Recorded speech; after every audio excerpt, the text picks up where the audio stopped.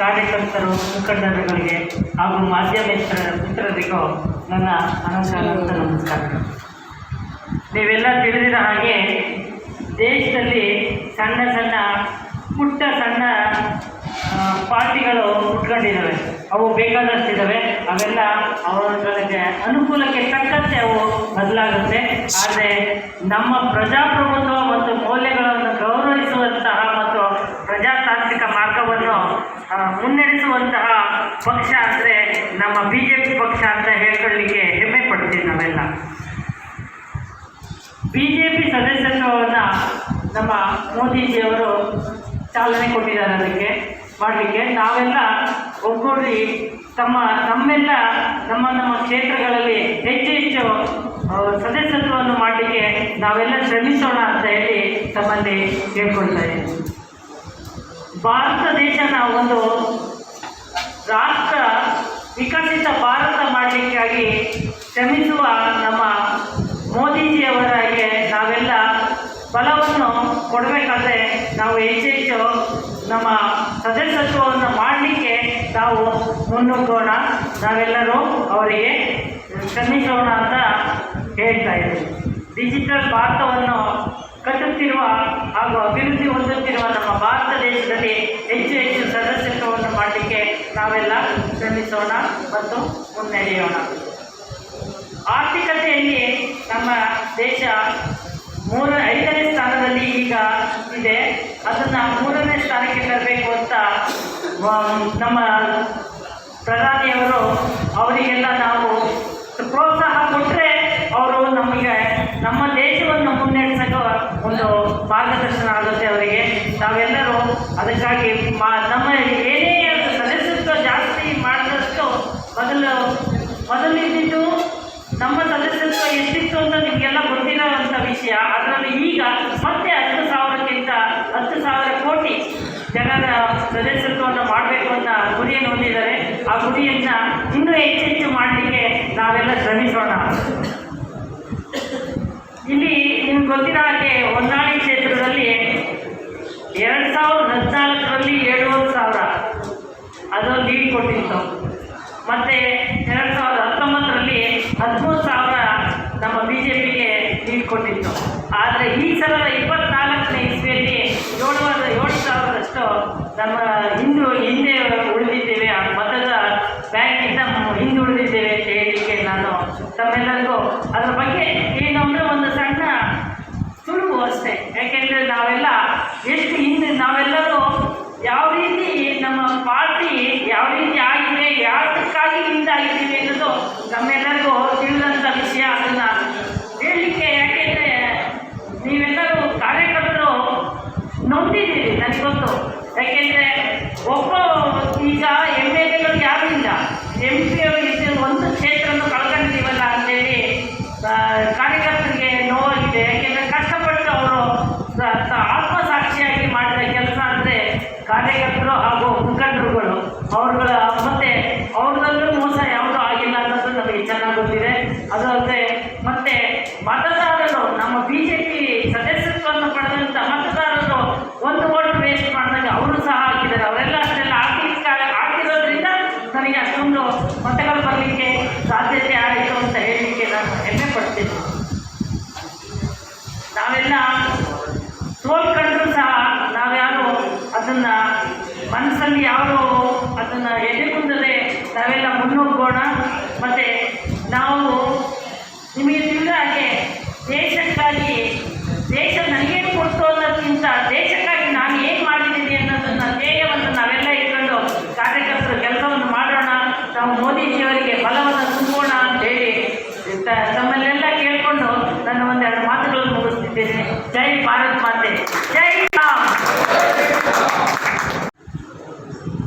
ಹೊನ್ನಾಳಿಯ ಸದಸ್ಯತ್ವ ಅಭಿಯಾನದ ಕಾರ್ಯಾಗಾರದ ಅಧ್ಯಕ್ಷತೆ ವಹಿಸಿಕೊಂಡ ಮನೋತತ್ವರೇ, ನಮ್ಮ ಲೋಕಸಭಾ ಕ್ಷೇತ್ರದ ಪರಾಜಿತ ಅಭ್ಯರ್ಥಿಗಳು ಆತ್ಮೀಯರಾದಂತಹ ಗಾಯಕ ಸಿದ್ದೇಶ್ವರ್ ಅವರೇ, ದೀಪಾ ಜಗದೀಶ್ ಅವರೇ, MR ಮಹೇಶ್ ಅವರೇ, ದೇವಿ ಚಂದ್ರಪ್ಪನವರೇ, ದೇವರಾಜ್ ಅವರೇ, ಜಗದೀಶ್ ಅವರೇ, ನಟರಾಜ್ ಅವರೇ, ರವಿ ಅವರೇ, ಇಲ್ಲಿ ಸೇರಿರ್ತಕ್ಕಂಥ ನಮ್ಮೆಲ್ಲ ಕಾರ್ಯಕರ್ತ ಬಂಧುಗಳೇ, ಈಗಾಗಲೇ ಇಡೀ ದೇಶ ತುಂಬ ಬಿಜೆಪಿಯ ಸದಸ್ಯತ್ವ ಅಭಿಯಾನ ಪ್ರಾರಂಭ ಆಗಿದೆ. 2ನೇ ತಾರೀಕು ನರೇಂದ್ರ ಮೋದಿಜಿಯವರು ಮಿಸ್ ಕಾಲ್ ಮಾಡುವ ಮುಖಾಂತರ ಈ ಒಂದು ಅಭಿಯಾನವನ್ನು ಉದ್ಘಾಟನೆ ಮಾಡಿದರು. ಅದಾದಮೇಲೆ ದೇಶದ ಎಲ್ಲ ವಿಧಾನಸಭಾ ಕ್ಷೇತ್ರಗಳಲ್ಲಿ ಈಗಾಗಲೇ ಮಿಸ್ ಕಾಲ್ ಮಾಡುವ ಮುಖಾಂತರ ಹಲವಾರು ಜನ ಕಾರ್ಯಕರ್ತರು ಮತ್ತೆ ಬಿಜೆಪಿಯ ಹಿತೈಷಿಗಳು ಸದಸ್ಯರಾಗಿ ನೋಂದಣಿಯನ್ನು ಮಾಡಿಕೊಂಡಿದ್ದಾರೆ. ಭಾರತೀಯ ಜನತಾ ಪಕ್ಷದಲ್ಲಿ ಈ ಸದಸ್ಯತ್ವ ಮಾಡ್ತಕ್ಕಂಥ ಒಂದು ಪದ್ಧತಿ ಯಾಕೆ ಬಂತು? ಬೇರೆ ಬೇರೆ ಪಕ್ಷಗಳಿಗೆ ಹೋಲಿಕೆ ಮಾಡಿದರೆ ನಮ್ಮ ಪಕ್ಷದಲ್ಲಿ ಈ ರೀತಿಯ ಕಾರ್ಯಚಟುವಟಿಕೆ ಯಾಕೆ ಹೆಚ್ಚಿಗೆ? ಕೆಲವು ದಿವಸಗಳ ಹಿಂದೆ ಅಮಿತ್ ಶಾ ಅವರು ಕೆಲವೊಂದು ವಿಚಾರಗಳನ್ನು ಹೇಳಿದರು. 2013-14ರಲ್ಲಿ ನಾವೇನು ಮಿಸ್ ಕಾಲ್ ಮಾಡುವ ಮುಖಾಂತರ 10 ಕೋಟಿಗಿಂತ ಅಧಿಕ ಸದಸ್ಯತ್ವವನ್ನು ನಾವು ಮಾಡಿದ್ವಿ. ಅದಾದಮೇಲೆ 2019ರಲ್ಲಿ ಅದು 17 ಕೋಟಿಯನ್ನು ಬಂತು. ಇಡೀ ಜಗತ್ತಿನಲ್ಲಿ ಅತಿ ಹೆಚ್ಚು ಸದಸ್ಯರಿರ್ತಕ್ಕಂಥ ದೊಡ್ಡ ಪಕ್ಷ ಅನ್ನೋ ಒಂದು ರೆಕಾರ್ಡ್ ಸಹಿತ ಬಿಜೆಪಿ ಮಾಡೋದು. ಇದೆಲ್ಲದನ್ನು ಕಾರಣ ಇರಬೇಕು. ಮೊನ್ನೆ ನಡೆದಂಥ ಲೋಕಸಭಾ ಚುನಾವಣೆ ನಮ್ದು 242 ಸೀಟು ಬಂತು. 242. ಆದರೆ ನಮ್ಮ ಕಾರ್ಯಕರ್ತರ ಪರಿಸ್ಥಿತಿ ಯಾವ ರೀತಿ ಐತೆ ಅಂದ್ರೆ ಯಾವಾಗಲೂ 95-94 ತೆಗಿತಕ್ಕಂಥ ಸ್ಟೂಡೆಂಟ್ ರ್ಯಾಂಕ್ ಸ್ಟೂಡೆಂಟ್ ಅವರು ನೆಕ್ಸ್ಟ್ ಬರ್ತಕ್ಕಂಥ ಎಕ್ಸಾಮ್ನಲ್ಲಿ ನಾನು 100ಕ್ಕೆ 100 ತೆಗಿಬೇಕು. ಈ ರೀತಿ ಒಂದು ಗುರಿಯಲ್ಲಿರ್ತಕ್ಕಂಥ ಹಲವು ರಾತ್ರಿ ಕಷ್ಟಪಟ್ಟು ಹೋಗ್ತಾರೆ. ಆದರೆ ರಿಸಲ್ಟ್ ಬಂದು 89 ಬಂದಿರುತ್ತೆ. ಆದರೆ ಮನೆಗೆ ಹೋಗ್ತಾರೆ, ತಂದೆ ತಾಯಿ ಎಲ್ಲರೂ ಎಲ್ಲೇ ಒಂದು ಕಡೆ ಶೋಕಾಚಾರಣೆ ಮನೆಯಲ್ಲಿ. ಇವತ್ತು ನಮ್ಮ ಕಾರ್ಯಕರ್ತರು ಸಹಿತ ಅದೇ ಮಾನಸಿಕತೆಯಲ್ಲಿದ್ದಾರೆ. ಆದರೆ ನಮ್ಮ ಪಕ್ಷದ ಹಿರಿಯರು ಹೇಳಿದಂಥ ಒಂದು ಮಾತು ಸತ್ಯ. ಇವತ್ತೇನು ಚುನಾವಣೆ ನಡೆದಿದೆ, ಇದುವರೆಗೂ ನಡೆದಂಥ ಚುನಾವಣೆಗಳಲ್ಲಿ ಮೊನ್ನೆ ನಡೆದಂಥ ಲೋಕಸಭಾ ಚುನಾವಣೆ ಅತ್ಯಂತ ಕಠಿಣವಾದ ಚುನಾವಣೆ ಇದೆ. ಯಾಕಂದ್ರೆ ರಾಷ್ಟ್ರಭಕ್ತರ ರಾಷ್ಟ್ರೀಯ ಆಧಾರದಲ್ಲಿರ್ತಕ್ಕಂಥ ಎಲ್ಲ ಜನಸಮೂಹ ಒಂದ್ ಕಡೆ ಆದರೆ ಈ ರಾಷ್ಟ್ರವನ್ನು ವಿರೋಧ ಮಾಡತಕ್ಕಂಥ ಪಕ್ಷಗಳೆಲ್ಲ ಒಂದ್ ಕಡೆ. ಅವ್ರಿಗೆ ಅಧಿಕಾರವೇ ಮುಖ್ಯ. ಏನಾದರೂ ಮಾಡಿ ನರೇಂದ್ರ ಮೋದಿಯವರನ್ನ ನಾವು ಅಧಿಕಾರ ಅಂತ ಹೇಳ್ಬೇಕು, ಇಷ್ಟೇ ಉದ್ದೇಶ.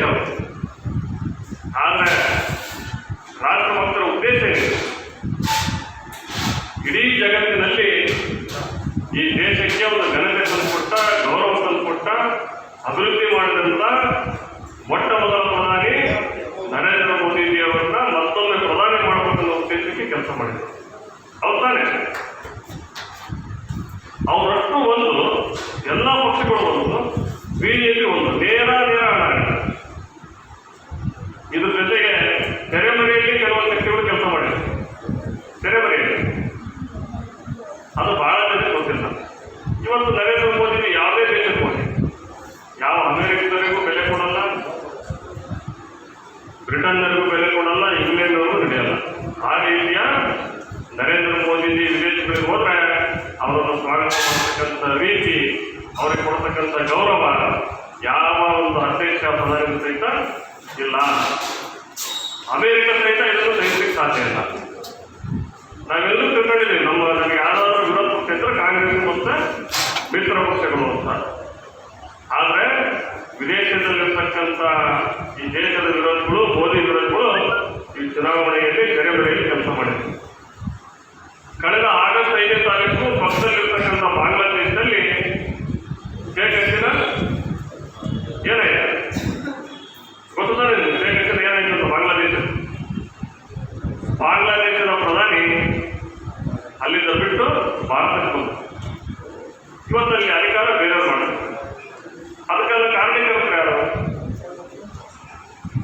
ಬಾಂಗ್ಲಾದೇಶದ ಪಕ್ಕದಲ್ಲಿರ್ತಕ್ಕಂಥ ಸೆಂಟ್ ಮಾರ್ಟಿನ್ ಅನ್ನೋ ಒಂದು ದ್ವೀಪವನ್ನು ಅಮೆರಿಕ ಕೇಳಿದ್ರು, ಏನು ಮಾಡ್ಕೊಂಡಿದ್ದೆ ಅದೇನ ಒಪ್ಪಲಿಲ್ಲ ಅದಕ್ಕೆ. ಇವರಲ್ಲಿ ಬಂದು ಕೂತ್ರೆ ಯಾವತ್ತಿದ್ರು ನಮಗೆ ತೊಂದರೆ ಅಂತ. ಅದಕ್ಕೆ ಅವರು ಗ್ರೌಂಡ್ ಔಟ್ ಮಾಡಿ ಏನಾದರೂ ಮಾಡಿ ಈ ಶೇಖ್ ಹಸೀನಾ ಏನು ಮಾಡೋದು. ಅವಾಗ ಅಮೆರಿಕ ಡೊನಾಲ್ಡ್ ಟ್ರಂಪ್ ಅನ್ನೋ ಒಬ್ಬ ವ್ಯಕ್ತಿನ ಬಾಂಗ್ಲಾದೇಶಕ್ಕೆ ಕಳಿಸ್ತು. ಅವನೇನು ಕೆಲಸ ಅಂದರೆ ಈ ರೀತಿಯ ಸರ್ಕಾರಗಳನ್ನು ಬೀಳ್ತಕ್ಕಂಥದ್ದು, ಅಲ್ಲಿಯ ಪರಿಸ್ಥಿತಿಯನ್ನು ಅಧ್ಯಯನ ಮಾಡೋದು, ಅಲ್ಲಿ ಏನು ಸಮಸ್ಯೆ ಇತ್ತು ಅದನ್ನು ರೈಸ್ ಮಾಡೋದು. ಈ ರೀತಿಯಲ್ಲಿ ವಿದ್ಯಾರ್ಥಿಗಳಲ್ಲಿ ಹೋರಾಟದ ಕಿಚ್ಚದಲ್ಲಿ ಹೋರಾಟ ಪ್ರಾರಂಭವಾಗಿದ್ದದಕ್ಕೆ ಮೀಸಲಾತಿ ವಿರುದ್ಧ ತಾನೆ. ಯಾರು 71ರಲ್ಲಿ ಬಾಗಿಲ ವಿಮೋಚನೆ ಆಯಿತು, ಆ ಹೋರಾಟದಲ್ಲಿ ಯಾರು ಭಾಗವಹಿಸಿದ್ರು ಅವ್ರ ಮಕ್ಕಳಿಗೆ ಮತ್ತು ಅವರಿಗೆ ಸರ್ಕಾರದಿಂದ 30% ಮೀಸಲಾತಿ, ಉಳಿದಂತೆ ಬೇರೆ ಬೇರೆ ಕೆಟಗರಿಗಳಿಗೆ ಒಂದು 25% ಮೀಸಲಾತಿ. ಆ ಮೀಸಲಾತಿಯಿಂದ ತೆಗಿಬೇಕಂತ ಹೋರಾಟ ಪ್ರಾರಂಭ ಆಯಿತು. ಹೋರಾಟ ಒಂದು ಅಂತಿಮ ಹಂತಕ್ಕೆ ಬಂದಾಗ ಸುಪ್ರೀಂ ಕೋರ್ಟ್ ಆದೇಶ ಕೊಡ್ತು, ಎಲ್ಲ ಮೀಸಲಾತಿ ನಾವು ತಂದಿದ್ದೀವಿ, ಕೇವಲ 5% ಮಾತ್ರ ಮೀಸಲಾತಿ ಉಳಿಸಿದ್ದೀವಿ ಅಂತ. ಮೀಸಲಾತಿಯನ್ನು ವಾಪಸ್ ತಗೊಂಡ್ಮೇಲೂ ಸಹಿತ ಅಲ್ಲಿರ್ತಕ್ಕಂಥ ವಿದ್ಯಾರ್ಥಿ ಚಳವಳಿ ನಿಲ್ಲಿಲ್ಲ. ಅವರ ಟಾರ್ಗೆಟ್ ಇಟ್ಟಿದ್ದು ಅಲ್ಲಿರ್ತಕ್ಕಂಥ ಶೇಖ್ ಹಸೀನಾ ಸರ್ಕಾರವನ್ನು ಕಿತ್ತೊಗಿಬೇಕು. ಅದರ ಹಿಂದಿದ್ದು ಅಮೆರಿಕ. ಈ ರೀತಿ ಭಾರತದ ಮೇಲೂ ಪ್ರಯೋಗ ಆಯಿತು. ಹಾಗಾಗಿ ಮೊನ್ನೆ ಅಮಿತ್ ಶಾಜಿ ಅವರು ಹೇಳಿದರು, ನೀವ್ಯಾರು ಸಹಿತ ಎದೆಗುಂದಂತ ಅವಶ್ಯಕತೆ ಇಲ್ಲ. ಈ ಸಾರಿ ಬಂದಂಥ ಕಠಿಣ ಚುನಾವಣೆಯನ್ನು ನಾವೇ ಎದುರಿಸಿದ್ವಿ. ಬರ್ತಕ್ಕಂಥ ಮುಂದಿನ 25 ವರ್ಷಗಳ ಕಾಲ ಬಿಜೆಪಿಯ ಪ್ರಧಾನಿಗೆ ಆಗ್ತಾರೆ ಈ ದೇಶದಲ್ಲಿ. ಇದು ಸೂರ್ಯ ಚಂದ್ರ ಎಷ್ಟು ಸತ್ಯನೋ ಅಷ್ಟೇ ಸತ್ಯ ಅಂತ ಅಮಿತ್ ಶಾ ಹೇಳಿದರು. ಕಾರಣ ಏನಂದ್ರೆ ನಾವೇನು ಇವತ್ತು ಸದಸ್ಯತ್ವ ಅಭಿಯಾನ ಮಾಡಿ 10 ಕೋಟಿಗಿಂತ ಹೆಚ್ಚಾಗಿ ಸದಸ್ಯರ ನೋಂದಣಿ ಮಾಡಿದ್ವಿ. ಇದು ನಮ್ಮ ಪಕ್ಷಕ್ಕೆ ಒಂದು ಅಸ್ತಿತ್ವವನ್ನು ತಂದುಕೊಟ್ಟಿದೆ. ಬರ್ತಕ್ಕಂಥ ದಿವಸದಲ್ಲಿ ಮತ್ತೆ ನಮ್ಮ ಬಿಜೆಪಿ ಆಡಳಿತ ಬರಬೇಕು, ಪಕ್ಷ ಗಟ್ಟಿ ಆಗಬೇಕು ಅಂತಂದ್ರೆ ನಾವೆಲ್ಲರೂ ಸಹಿತ ಸದಸ್ಯತ್ವ ನೋಂದಣಿಯನ್ನು ಮಾಡಿಸ್ಬೇಕು. ಇವತ್ತು ಯಾರ್ಯಾರು ನಮ್ಮ ಬಿಜೆಪಿ ಕಾರ್ಯಕರ್ತರು ಅವರೆಲ್ಲ ಕಂಪಲ್ಸರಿ ಸದಸ್ಯತ್ವ ಆಗೇ ಆಗ್ತಾರೆ. ಆದರೆ ನಾವು ಮನೆಯವರೆಗೆ ಹೋಗ್ಬೇಕು. ನಮಗೇನು ಟಾರ್ಗೆಟ್ ಕೊಟ್ಟಿದ್ದಾರೆ? 10 ಕೋಟಿಗಿಂತ ಅದಕ್ಕೆ ನಾವು ಈ ಸಾರಿ ಸದಸ್ಯತ್ವ ಮಾಡಲೇಬೇಕು ಅಂತ ಒಂದು ಟಾರ್ಗೆಟ್ ಕೊಟ್ಟಿದ್ದಾರೆ. ಪ್ರತಿ ಬೂತಿಗೆ ಎಷ್ಟು ಕೊಟ್ಟಿದ್ದಾರೆ? ಒಂದು ಬೂತಿಗೆ ಎಷ್ಟು ಜನ ನಾವು ಮೆಂಬರ್ ಮಾಡೋದು ಮಿಸ್ಕಾಲ್ ಮಾಡಿ ಗೊತ್ತು ಯಾರಿಗಾದ್ರು? 300 ತಾನೆ. ಪ್ರತಿ ಬೂತಿಗೂ 300 ಸದಸ್ಯರು ಮಾಡಬೇಕಂದ್ರೆ ನಾವು ಪ್ರತಿ ಬೂತ್ ಮಟ್ಟದಲ್ಲಿ ಮನೆ ಮನೆಗೆ ಹೋಗಿ ಸಂಪರ್ಕವನ್ನು ಮಾಡಬೇಕು. ನಮಗೂ ಸಹಿತ ಕಾಂಪಿಟೇಷನ್ ಇದೆ. OBC ಮೋರ್ಚಾದಾರು ಯುವ ಮೋರ್ಚಾಕ್ಕೆ ಹೆಚ್ಚು ಮಾಡಬೇಕಂತ ನಾವು ಕಾಂಪಿಟೇಷನ್ ಮಾಡ್ತೀವಿ. ಯುವ ಮೋರ್ಚಾದಾರು ನಮಗೆ ಹೆಚ್ಚು ಮೆಂಬರ್ಶಿಪ್ ಮಾಡಬೇಕಂತ ನಾವು ಕಾಂಪಿಟೇಷನ್ ಮಾಡ್ತಾರೆ. ಈ ರೀತಿ ಕಾಂಪಿಟೇಷನ್ ಇರಬೇಕಾದ್ರೆ ಇವತ್ತೇನು ಸಭೆ ಸೇರಿದೆ, ನೀವು ಅತಿ ಹೆಚ್ಚಿನ ಮೆಂಬರ್ಶಿಪ್ ಮಾಡಿಸಿದ್ರೆ ನಿಮ್ಮನ್ನು ಗುರುತಿಸಲಿಕ್ಕೆ ಪಕ್ಷ ಸಾಧ್ಯ ಆಗ್ತದೆ. ನಾವೇನೇ ಸಂಘಟನೆ ಮಾಡ್ತೀವಿ, ಇವತ್ತು ನಾವೇನು ಮೆಂಬರ್ಶಿಪ್ ಮಾಡಿಸ್ತೀವಿ, ಯಾರು ಎಷ್ಟು ಮೆಂಬರ್ಶಿಪ್ ಮಾಡಿಸ್ತಾರೆ ಅನ್ನೋದು ಸಹಿತ ಅದು ಗೊತ್ತಾಗುತ್ತೆ. ಈಗ ನಾವೇನಾದ್ರು ಒಂದು ಮಿಸ್ಕಾಲ್ ಕೊಟ್ಟು ಯಾವುದೋ ಒಂದು ಮನೆಗೆ ಮೆಂಬರ್ಶಿಪ್ ಮಾಡಿಸಿದ್ರೆ ನಾನು ಅಲ್ಲಿ ರೆಫರೆನ್ಸ್ ಒಂದು ಕೊಡ್ಬೋದು, ಅದಕ್ಕೆ ನನ್ನ ನಂಬರ್ ಹಾಕ್ತೀನಿ. ನಾನು ಎಷ್ಟು ಮೆಂಬರ್ಶಿಪ್ ಮಾಡಿಸಿದೆ ಅಂತಂದು ಪಕ್ಷದ ಕಚೇರಿಯಲ್ಲಿ ಗೊತ್ತಾಗ್ತದೆ. ಈಗ ಆಗಲೇ ಯುವ ಮೋರ್ಚಾದವರು, ಮಹಿಳಾ ಮೋರ್ಚಾದವರು ಅಥವಾ ಬೇರೆ ಬೇರೆ ಮೋರ್ಚಾದ ಅಥವಾ ಬೂತ್ ಮಟ್ಟದ ಕಾರ್ಯಕರ್ತರು ಮೆಂಬರ್ಶಿಪ್ ಮಾಡಿಸ್ತಾರೆ. ನಾವು ಗುರುತೆ ನೋಡಿದ್ರೆ ಎಲ್ಲ ಒಂದು ಕಡೆ ಡಿಸ್ಕೌಂಟ್ ಕೊಟ್ವಿ, ಅಲ್ಲಿ ಬಂದು ಬಿಜೆಪಿ ಆಡಳಿತಗೆ ಇಲ್ಲ ನಾನು 1,000 ಮಾಡ್ತಿದೆ, 2,000 ಮಾಡ್ತಿದೆ, ಹೊನ್ನಾಳಿಯಿಂದ ನಾವು 25,000 ಮಾಡ್ತಿದ್ವಿ. ಇದು ಯಾವುದು ಸಹಿತ ನಮ್ಮಲ್ಲ. ಇವತ್ತು ನೀವು ಯಾರ್ಯಾರು ಅಡ್ಜಸ್ಟ್ ಮಾಡ್ತಿದ್ದೀರಿ ಅನ್ನೋ ಕೌಂಟ್ ಸಹಿತ ಅಂತೀವಿ. ಹಾಗಾಗಿ ಮಹಿಳಾ ಮೋರ್ಚಾಕ್ಕೆ ಒಂದು ಟಾರ್ಗೆಟ್ ಕೊಡಿ.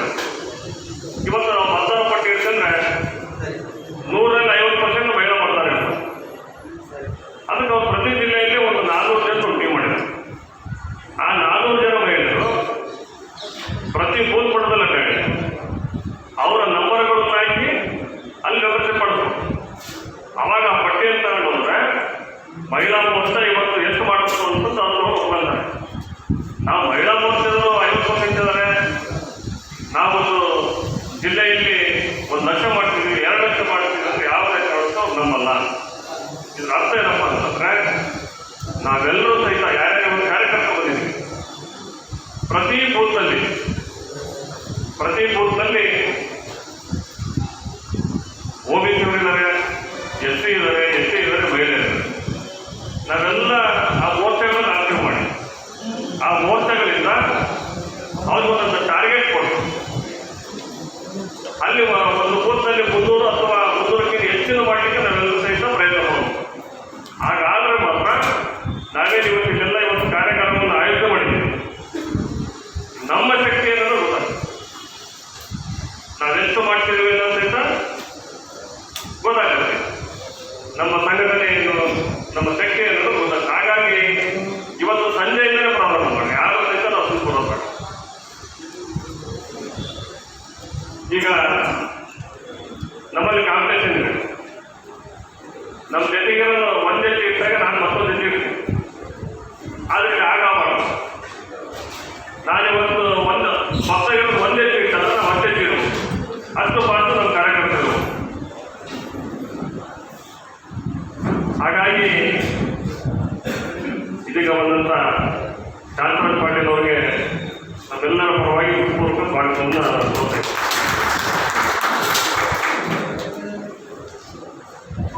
ಈ ಸಾರಿ ಮಾಡ್ತಕ್ಕಂಥ ಸದಸ್ಯತ್ವ ಅಭಿಯಾನ ಅತಿ ಹೆಚ್ಚು ನಮ್ಮ ಜಿಲ್ಲೆಯಲ್ಲಾಗಲಿ ಅಂತಂದು ನಮ್ಮೆಲ್ಲರಿಗೂ ವಿನಂತಿ ಮಾಡ್ತಾ, ಹೊನ್ನಾಳಿಯಲ್ಲೂ ಸಹಿತ ನಮ್ಮ ಕಾರ್ಯಕರ್ತರು ಸಂಘಟನೆಯಲ್ಲಿ ಯಾವುದೂ ನಿಲ್ಲಿಸಿಲ್ಲ. ಹಾಗಾಗಿ ನೀವು ಸಹಿತ ಅತಿ ಹೆಚ್ಚಿನ ಸಂಖ್ಯೆಯಲ್ಲಿ ವ್ಯವಸ್ಥಿತ